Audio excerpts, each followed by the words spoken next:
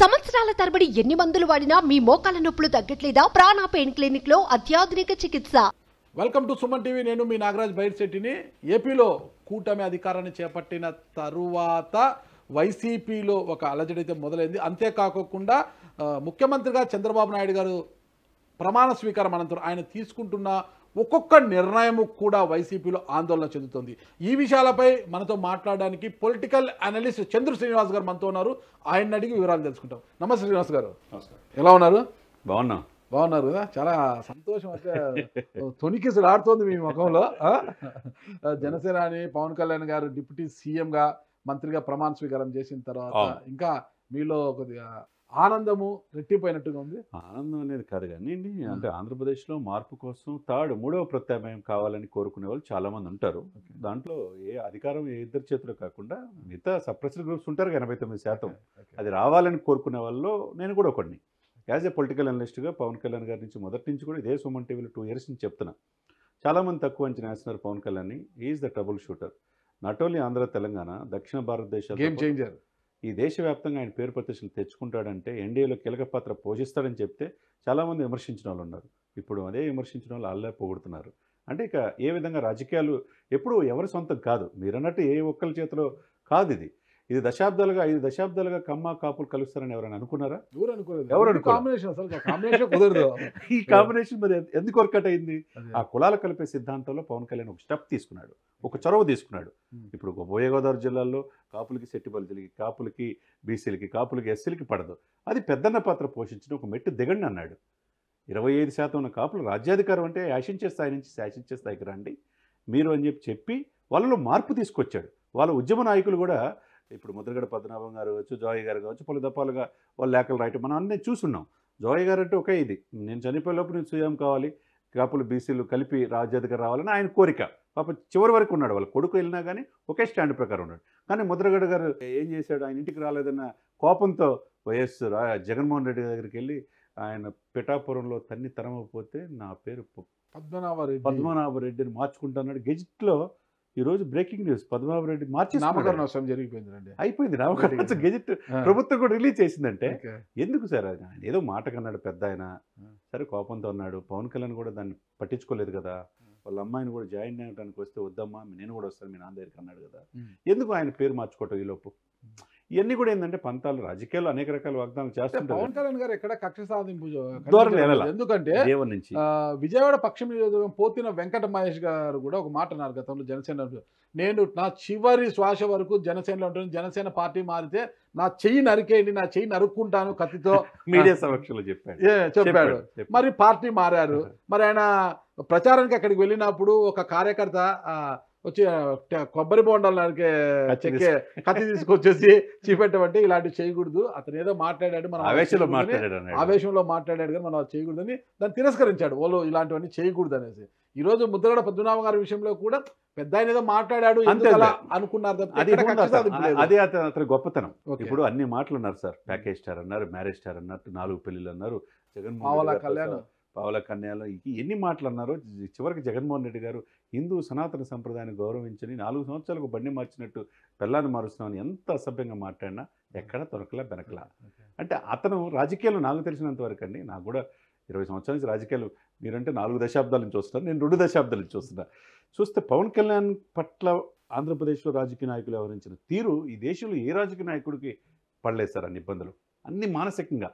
పోసానికి ఇష్టముల ద్వారా బూతులు తిట్టించారు, రోజా ద్వారా, లేకపోతే అమర్నాథ్ ద్వారా, కొడాలి నాని, పేరు నాని, అంబటి రాంబాబు, జోగి రమేష్, ఎంతమంది సార్ ఒక వ్యక్తి మీద?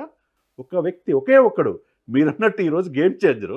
రాజకీయాలు మొత్తం మార్చేశాడు. తన చుట్టూ రాజకీయాలు మీడియా, ఏ మీడియా అయితే తను కవర్ చేయకూడదు అనుకున్నారో ఆ మీడియా మొత్తం కూడా పవన్ కళ్యాణ్ పేరే వినపడుతుందంటే అది స్థితప్రజ్ఞత, అది ఓర్పు ఆయనలో ఉన్నది. కాబట్టి ఈరోజు రాజకీయ నాయకుడిగా దేశవ్యాప్తంగా not only real star Indian political స్టార్గా ఈరోజు జాతీయ వ్యాప్తంగా అన్ని మీడియా సంస్థల్లో ఆయన పేరు ఉంటుందంటే ఆయన డెడికేషన్, డిటర్మినేషనే మనం అర్థం చేసుకోవాలి. ఇక్కడ ఒకటి మాట్లాడుకోవాలి మనము. ఎన్నికలకు ముందు వీరి కాంబినేషన్ చూసి అసలు చంద్రబాబు నాయుడు గారు అవసరం రీత్యా పవన్ కళ్యాణ్ గారిని వాడుకుంటున్నారు, ఎన్నికల తర్వాత పవన్ కళ్యాణ్ అలా గెట్అవుట్ అనేస్తాడు, వదిలేస్తాడు అని అందరూ అనుకున్నారు. కానీ ఎన్నికల తర్వాత చంద్రబాబు నాయుడు గారు తీసుకుంటున్న ఒక్కొక్క నిర్ణయం కూడా వైసీపీ క్యాడర్ని కావచ్చు, వైసీపీ అధినాయకత్వం విస్మయానికి గురి చేస్తుంది, కంగారు పెట్టిస్తుంది. ఎందుకు ఇది ఏం లేదు, ఎందుకంటే అధికారంలో మంత్రివర్గ విస్తరణలో 3 మంచి పోర్ట్ఫోలియోలు ఇచ్చారు వీళ్ళకి కూడా. పవన్ కళ్యాణ్ గారి మనసుకు చాలా దగ్గరగా ఉండదు. ఏదైతే ఆయనకు గ్రామీణ ప్రాంతాలన్నా, గ్రామీణ ప్రాంతాల అభివృద్ధి అన్నా, అడవులన్నా, పర్యావరణం చాలా ఇష్టడు ఆయన. కానీ అలాంటి శాఖను ఆయనకి ఇవ్వడము, ఆయన సినిమా వ్యక్తి కాబట్టి సినిమాటోగ్రఫీ ఆయన దగ్గర ఆయనకు లేకపోయినా ఆయన కందుల దుర్గేష్ గారికి ఇవ్వడం, టూరిజం కూడా అన్ని ఆయనకి ఇవ్వడము, సివిల్ సప్లైస్ సామాన్య పౌరుడికి నిత్యావసరమైన ఆహారము ఇవ్వాలి కాబట్టి అన్నా క్యాంటీన్ల విషయాలు అయితేనేమి, కన్జ్యూమర్ అఫైర్స్ కి సంబంధించి గవర్నమెంట్ బియ్యం తప్పితే ఏమీ ఇవ్వలేదు కార్డుదారుడికి, లబ్ధిదారుడికి. ఇప్పుడు చక్కెర, ఉప్పు అన్ని ఇచ్చే పరిస్థితికి ఈ రోజు వచ్చింది. బియ్యంతో చక్కెర, బియ్యము, బాల్ అన్ని ఇచ్చే పరిస్థితికి ఈ రోజు వచ్చింది. అలాంటి శాఖను ఆయనకి అంటే న్యాయం చేశారు. ఇచ్చింది 3 పదవులు, 3 మంత్రులు, 10 శాఖలు ఇచ్చారు సార్. 10 వీటన్నిటిని మనం పక్కన పెడితే నాకున్న నాలెడ్జ్ లో, నాకున్న రాజకీయ అనుభవంలో నేను ఒకటి చెప్తున్నా, భారతదేశ చరిత్ర ఎక్కడైనా వెళ్ళా ఎవరు అధికారంలో ఉంటే ఆ ముఖ్యమంత్రి ఫోటో ప్రభుత్వ కార్యాలయంలో ఒకటే ఉంటుంది, అనవైతే ఒకటే ఉంటుంది. కానీ ఇక్కడ తన ఫోటోతో పాటు పవన్ కళ్యాణ్ గారి photo, deputy CM Pawan Kalyan గారి ఫోటో కూడా ఖచ్చితంగా ఉండాలని జీవో ఇవ్వడం అనేది అసలు అందరినీ ఇది ఒక పెద్ద చర్చకు దారి తీసింది. మీకున్న రాజకీయ అనుభవంలోనే ఆశ్చర్యానికి నేను ఎప్పుడు వినలేదు ఇది. పక్కన ఉంటే ఇప్పుడు నరేంద్ర మోడీ గారు కూడా తన పక్కన ఇంకో నిలబడడానికి ఫోటోలు ఒప్పుకోరు. ఆయన ఒకరే ఉండాలి ఎప్పుడు కూడా ఫోటోలు, ఎక్కడైనా చూడండి ఒప్పుకోరు. ఆయన ఫోటో దిగేటప్పుడు కూడా ఆయన పక్క ఖాళీ ఉండాలి, ఆయన ఒక్కడే ఫోటోలో ఉండాలి.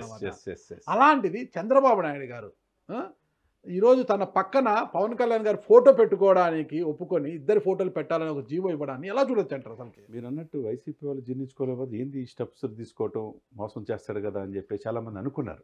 మోసం చేస్తాడు, ఆయనతో కలవద్దని చెప్పారు. కరెక్ట్, చేస్తే నువ్వు పోటీ చేయ 175 అన్నారు. కానీ ఆయన పవన్ కళ్యాణ్ గారికి తెలుసు, ఆయన కష్టాలు ఉన్నప్పుడు ఆదుకున్నాడు కాబట్టి అసలు ఎవరు ఊహించిన విధంగా అంటే ఆయన మారాడు, ఆయన మారాడు.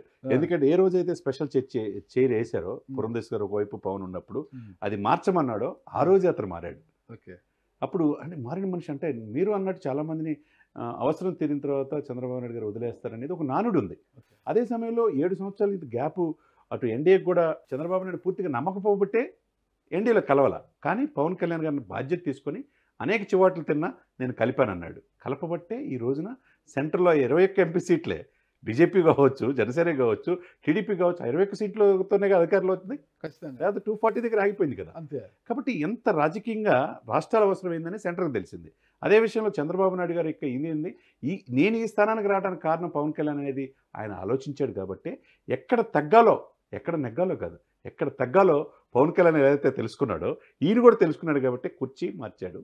తర్వాత తన ఎమ్మట ప్రభుత్వ శాఖల కార్యాలయాలు ప్రతి దాంట్లో కూడా నా ఫోటో ఎమ్మట తన ఫోటో ఉండాలనుకున్నాడు. అదేవిధంగా ప్రభుత్వ కార్యక్రమంలో కలెక్టర్లో కావచ్చు, జిల్లా హెడ్ ఆఫీసుల్లో కావచ్చు, ఏ మీటింగ్ జరిగినా పవన్ కళ్యాణ్ ఫోటో ఉండాలని అంటే అప్పుడే తన రాజకీయ చిత్రతకి పొదులు పెట్టాడని అనుకోవాలి. మారిన చంద్రబాబు మీరు 54 రోజులు రాజమండ్రి జైల్లో ఉన్నారనుకుంటున్నారు. 54 రోజులు చాలా సఫిషియంట్ టైం వచ్చింది ఆయనకి. ఆలోచించాడు. రాబోయే 5 సంవత్సరాలు రేపు వస్తే ఏంటి పరిస్థితి అనేది కూడా ఆలోచించి ప్రతి స్టెప్పు ఆయన మారిన అంటే 4 దశాబ్దాల అనుభవంలో అండి అనేక మందిని చూశాడు ఆయన. అబ్దుల్ కలాం గారిని దేశం రాష్ట్రపతిగా రిఫర్ చేసిన వ్యక్తి, ఒక దళితుడిని జేఎంసీ బాలయోగిని దేశానికి స్పీకర్ చేసిన వ్యక్తి, రాజకీయాల్లో శాసించిన ఆ వ్యక్తికి ఆయన జైల్లో ఉన్నప్పుడు ఎవరు కూడా పలకరించలేదు సార్. ఆ సమయంలో స్నేహాస్తం అందించిన పవన్ కళ్యాణ్కి అతను ఈ రోజున ఎంత చేసినా తక్కువే అన్నట్టు భావనలో ఉన్నాడు. నేనేమనుకుంటాను నాగరాజు గారు, ఆయన డిప్యూటీ సీఎంలా కనపడుతున్నా, సహచర ముఖ్యమంత్రిలా కనపడుతున్నారు. కరెక్ట్ ఇది ఒప్పుకుంటా. అవునా కాదండి? ఇక్కడ ఒక అపోహ ఉంది. అంటే కాపులు చాలా ఇబ్బంది పడ్డారు. అసలు పవన్ కళ్యాణ్ గారు తీసుకున్న నిర్ణయం ఎన్నికలకు ముందు 21 స్థానాలకే పరిమితం కావడము, పవన్ కళ్యాణ్ ఎందుకు ఇంత తగ్గుతున్నాడు, అసలు మా నాయకుడు మేము సీఎంగా చూడాలనుకుంటే ఈయన మరీ 24 నుంచి 21కి వచ్చేసి 3 స్థానాలు బీజేపీకి ఇచ్చి మరీ తగ్గాల్సిన అవసరం ఏముంది, ఇప్పటికీ మేము పల్లకి మోయాల్సిందేనా, కాపులమంతా రెడ్లకు కమ్మలకు మేము పల్లకీలు మోయాలని చాలా బాధపడ్డారు. కానీ ఎప్పుడైతే 21 స్థానాలు సాధించిన తర్వాత మంత్రివర్గాలు ఇవ్వడము, 3 మంత్రివర్గంలో చోటు కల్పించడము, ఆ తర్వాత ప్రమాణ స్వీకారం సందర్భంగా నారా లోకేష్ లాంటి వ్యక్తి అంటే చంద్రబాబు నాయుడు గారి కుమారుడు, తెలుగుదేశం పార్టీ జాతీయ ప్రధాన కార్యదర్శి, సహచర మంత్రి నారా లోకేష్ గారు పవన్ కళ్యాణ్ గారికి పాదాభివందనం చేయడం అదే వేదిక మీద, అది ఒకటైతే చంద్రబాబు నాయుడు గారు తన ఫోటో పక్కన పవన్ కళ్యాణ్ గారి ఫోటో పెట్టడం అనేది కూడా కాపులకు కొద్దిగా సంతృప్తి చెందినట్లయితున్నాడు. నూటికి కాపుల నూరు యొక్క ఈగోని కూడా సాటిస్ఫై డెఫినెట్గా చేసుకున్నాడు. సార్. ఇప్పుడు దీనికంటే ముందు పిఠాపురంలో ఆయన నామినేషన్ సభకు నేను కూడా వెళ్ళా. ఆ. అసలు జనంలో ఏముంది, ఈ ఓటు ట్రాన్స్ఫర్మేషన్ అవుతుందా? ఎందుకంటే సఫిషియెంట్ సీట్లు తీసుకునేటప్పుడు జనసేన అభ్యర్థులు 21 అభ్యర్థులు పెట్టినా ఆ అభ్యర్థులను గెలిపించుకుంటే మిగతా ఇది బీజేపీకి ఓటు ట్రాన్స్ఫర్ అయితే టీడీపీకి అవుద్దా అని నాకు కూడా డౌట్ ఉండేది. ఎందుకంటే తీసుకోలేదు కదా అని చెప్పి. కానీ ఇక్కడ రాజ్యాధికారులు భాగం అవ్వాలంటే ఒక 50 సీట్లను తీసుకోవాలనేది అందరూ ఆలోచన ఉండేది. కానీ ఎప్పుడైతే పిఠాపురం నేను వెళ్ళానో గొల్లప్రోలు నుంచి కాకినాడ వరకు ఆయన నామినేషన్ వేసే పిఠాపురం ఎంఆర్ఓ ఆఫీస్ దాకా 2 లక్షల మంది జనం సార్. ఇసుకేస్తే రాలంత జనం. ఎవరు ఇళ్లలో ఉండలా. మహిళలు, డాక్టర్లు, ఇంజనీర్లు అని చూడలా. పవన్ కళ్యాణ్ గెలిపించుకోవాలి, దశాబ్దం మన కోసం ఉన్నాడు అనే భావన ప్రజల్లో ఉంటే ఆ రోజు చూసా ఓటు ట్రాన్స్ఫర్మేషన్ ఏమవుతుంది. జనసేన బండి మీద టీడీపీ అభ్యర్థి ఎక్కి గట్టిగా ఓటేసుకుంటున్నారు వాళ్ళు. బీజేపీ కూడా వాళ్ళతో ఫాలో అవుతున్నారు. అంటే ఏంటి, ఒకరికొకరు కలిశారు. అతను ఎందుకు చెప్తున్నాడు ఓటు చెల్లకుండా రాజకీయం చేద్దామని.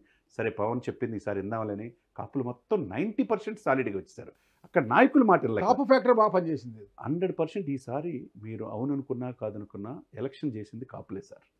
25% కాపులు సాలిడ్గా నిలబడ్డారు, టీడీపీకి వెన్నుదన్నుగా ఉన్నారు. అదే సమయంలో బీజేపీ కూడా ఫాలో అయ్యారు. ఈ 3 సెంట్రల్లో మళ్ళా మోడీ గారు వస్తారు, స్పెషల్ స్టేటస్ తేగలరు పవన్ కళ్యాణ్. చంద్రబాబు నాయుడు ఉన్న అనుభవం, ఈయనకున్న పోరాట పట్టుమ ఈ 3 కలిస్తే రాష్ట్రానికి మంచి జరుగుతుందనే భావన ఉన్నది కాబట్టే ఓటు ట్రాన్స్ఫర్మేషన్ అయింది. మీరన్నట్టు ట్రాన్స్ఫర్మేషన్ అవ్వటమే కాకుండా 164 సీట్లు ఈ కూటమి రావటం వచ్చిన తర్వాత ఎక్కడ కూడా మా వల్ల వచ్చిందనే భావన లేకుండా మీరన్నట్టు మోదీ గారి సభకు కూడా నేను కూడా వెళ్ళా. ఆ జనం చూస్తే లక్షలాది మంది ముందు ఆ రోజున మోదీ గారు పవన్ కళ్యాణ్ పట్ల తీసుకున్న ఇది కావచ్చు. మీరంటూ ప్రమాణ స్వీకారం చేసిన తర్వాత లోకేష్ సరే మా నాన్నగారికి సహకరించాడు, పార్టీకి సహకరించాడు, కష్టకాలంలో అండగా నిలబడ్డాడనే ఉద్దేశంతో ఒక రూమ్లో కాళ్ళకి నమస్కారం పెట్టవచ్చు. కానీ లక్షలాది మంది జనం మీడియా అంత సమక్షంలో పెట్టాడు చూసారు, వద్దని వారించిన కాళ్ళకి నమస్కారం పెట్టాడంటే ఎంత వాళ్ళు కష్టాల్లో ఆదుకున్నాడు అనేది మనం గుర్తించారు. అంతేకాకుండా చంద్రబాబు నాయుడు గారు అంటే గెలిచిన వెంటనే 4వ తారీఖు సాయంత్రం ఎంపీలతో మీటింగ్ పెట్టుకొని నేను మారాను, ఇక మారిన చంద్రబాబును చూస్తారు, బ్యూరోక్రసీ పాలన ఉండదు, రాజకీయ పాలన ఉంటుంది అంటూ ఢిల్లీలో చెప్పాడు. చెప్పి ఒకటే విషయం ఇండికేషన్ ఇచ్చారు. ఏంటంటే అధికారులు తీసుకున్న ప్రతి నిర్ణయంలో కూడా పార్టీ క్యాడరు, పార్టీ నాయకుల అభిప్రాయాలు కూడా ఉంటాయి. పార్టీ క్యాడర్కు నాయకత్వానికి కూడా సమాన గౌరవం ఇవ్వబోతున్నాము అని ఆయన చెప్పంటే వైఎస్ఆర్ కాంగ్రెస్ పార్టీ ప్రభుత్వంలో డైరెక్ట్గా వాలంటీర్ వ్యవస్థ, సచివాలయ వ్యవస్థనే నడిపింది మొత్తం కూడా. పార్టీ కార్యకర్తను చంపేశారు, వాడిని వెన్ను విడిచి పక్కన పడేశారు. ఆ కార్యకర్త లేకపోవడం వల్లే వైఎస్ఆర్ కాంగ్రెస్ పార్టీకి ఈరోజు ఈ పరిస్థితి వచ్చింది. మరి చంద్రబాబు నాయుడు గారు దాన్ని గమనించారో ఏమో కానీ పార్టీ క్యాడర్ని బలోపేతం చేసుకోవాలి, పార్టీ క్యాడర్కు సరైన గుర్తింపునివ్వాలి అనేది అయితే నేర్చుకున్నట్లుగా మనకు అనిపిస్తుంది. డెఫినెట్గా మీరేమంటారు? 100% మీ దాంతో ఏకీవిస్తా. ఎందుకంటే పార్టీ కార్యకర్తలు లేకపోతే పార్టీ ఎలా ఉంటుందండి. అంటే ఇప్పుడు పార్టీ అధికారంలో లేకపోయినా 23 ఎమ్మెల్యేకి పరిమితం అయిపోయినా క్యాడర్ అంతా నిలబడింది. అవుననుకున్నా కాదనుకున్న వాళ్ళకున్న సాలిడ్ ఓటు బ్యాంక్ వాళ్ళకు ఉందిగా 40%. అదే సమయంలో పవన్ కళ్యాణ్కి ఉన్నది 6% నుంచి 18% పెరిగిందిగా స్థానిక సమస్యలు పోటీ చేసి. నాయకుడు చెప్పినట్టు, జనసేన చెప్పినట్టు, పవన్ కళ్యాణ్ చెప్పినట్టు విన్నారు. అదేవిధంగా టీడీపీకి ఉన్న క్యాడర్ ఎక్కడ పోంది. అనేక మంది కేసులు, దౌర్జన్యాలు 5 సంవత్సరాలు జరిగినా పార్టీని కనిపెట్టుకునే వాళ్ళకి ఇప్పుడు మంత్రివర్గ కూర్పే ఒక ఎగ్జాంపుల్ సార్. సీనియర్స్ గంట కావచ్చు, లేకపోతే మిగతా వాళ్ళు కళా వెంకటరావులు కావచ్చు, లేకపోతే దేవినేని ఉమా టికెట్ కూడా రాలా. అటువంటి సోమిరెడ్డి చంద్రమోహన్ రెడ్డి ఇటువంటి వాళ్ళకు కూడా టికెట్ రాలేదంటే ఆయన మంత్రివర్గంలో స్థానం దక్కలేదు. మంత్రివర్గంలో కూడా ఏంది సామాజిక న్యాయం పాటించాడు. ఎక్కడ తన కులం అనే భావనలో తీసుకురాలా, ఎక్కడ భేషజాలకు పోలా. అరే రాజకీయంగా చేద్దాం, పర్ఫెక్ట్గా మనం వెళ్దాం. మనల్ని మ్యాండేటరీ ఇచ్చారు 164 సీట్లు. పవన్ కళ్యాణ్తో చక్కగా ఉందాం, పవన్ కళ్యాణ్కు 3 సీట్లు ప్రాధాన్యతమైన ఇద్దాం, సరి సమానంగా ముందుకెళ్దాం. ఆయన సంక్షేమం అని బటన్ నొక్కి ప్రజల దగ్గరికి వెళ్ళాడు. దాని మాటను అభివృద్ధి మర్చిపోయాడు. మనం సంక్షేమంతో పాటు అభివృద్ధి కూడా ఈ 2 కళ్ళలాగా చూద్దామనే భావన స్పష్టంగా కనపడుతుంది. కాబట్టి ఆ రోజు తిరుమల నుంచి వచ్చిన తర్వాత 5 సంతకాలు ఏదైతే ఉన్నాయో, ఫస్ట్ సంతకం ఆయన చూసాం మనం. ఎప్పుడైతే నీళ్లు నిధుల నియామకాలలాగా ఆ నియామకాలు ప్రభుత్వ ఉద్యోగం వస్తాయండి, ఫ్యామిలీ బాగుపడింది. మెగా డిఎస్సి 16,000 పోస్టులు రిలీజ్ చేయడం కావచ్చు. రెండోది అతి ముఖ్యమైనది, అధికార పార్టీ అధికారం కోల్పోవడానికి ముఖ్యమైనది ల్యాండ్ టైటిల్ యాక్ట్, దాని మీద తీసి రద్దు చేయడం. మూడోది అన్నా క్యాంటీన్లు పునరుద్ధరించడం.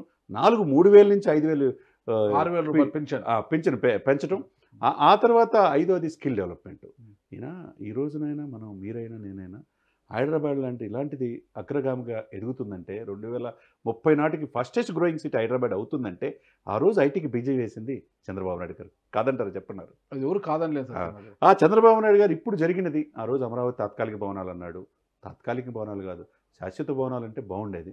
ఆయన అందుకని అధికారం కోల్పోయింది. తర్వాత ఇప్పుడు తెలుసుకుంటున్నాడు, ఎక్కడైతే పోగొట్టుకున్నాడో అదే అమరావతిని పూర్వవైపున తీసుకురావడానికి ఈరోజు ప్రయత్నం చేస్తున్నాడు. రాగానే పోలవరం ఎందుకు పూర్తి కావాలేదో వెళ్ళాడు, ఈరోజు అమరావతి సందర్శిస్తున్నాడు, రేపు అసెంబ్లీలో ప్రమాణ స్వీకారం చేస్తాడు. ఖచ్చితంగా రేపు సమావేశాలు ఉన్నాయి, అందరూ కూడా ప్రమాణ స్వీకారం చేస్తారు. ఒక్కటే ఫైనల్ క్వశ్చన్ ఇక్కడ, చెప్పండి. అయితే వీరి యొక్క చెలిమి ఒక 6 నెలల్లోనో ఏడాదిలోనో వీగిపోతుంది, ఇక విచ్ఛిన్నం అయిపోతుంది ఈ మొత్తం కూటమి కూడా, ఇక మళ్ళా 2029లో మాదే పై చేయి కాబోతోందని వైసీపీ శ్రేణులు ఆశిస్తున్నారు. అంటే మరి ఆశలు నెరవేరుతాయంటారా? అంటే మీ ఆలోచన, వైసీపీ శ్రేణుల నా ఆలోచన కాదు, నేను జర్నలిస్ట్ కడుతున్నాను, వైసీపీ శ్రేణుల ఆలోచన. వైసీపీ కళలు కళలుగానే మిగిలిపోతాయి. వాళ్ళ భ్రమలో ఉన్నారు, ట్రాన్స్లో ఉన్నారు, ఇల్యూజన్లో ఉన్నారు.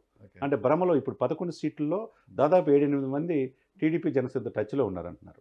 మరి మిగతా ఆయనకి ఆ నలుగురే మిగులుతారు తప్పితే ఈ పార్టీ భవిష్యత్తులో వైసీపీ ఉంటుందో లేదో అనే ఇదిలో ఉంది. ఇప్పుడు ఉండనిస్తారా ఉండనివ్వరా అదే అది కాలమే నిర్ణయించాలి. ఏదేమైనా కానీ ఒక దశాబ్దం ఈ కూటమి, జనసేన, టీడీపీ, బీజేపీ కూటమి రాబోయే ఒక 10 సంవత్సరాలు మాత్రం డెఫినెట్గా ఉంటుంది. డౌట్ చూద్దాం మరి మీరు చెబుతుంది నిజమవుతుందా, వైసీపీ వారి ఆశలు నెరవేరుతాయా ఆశలు చూడాలంటే మరికొద్ది రోజులు కొన్ని సంవత్సరాలు వేచి చూడాల్సిందే. థ్యాంక్ యూ శ్రీనివాస్ గారు, నమస్తే. Thank you.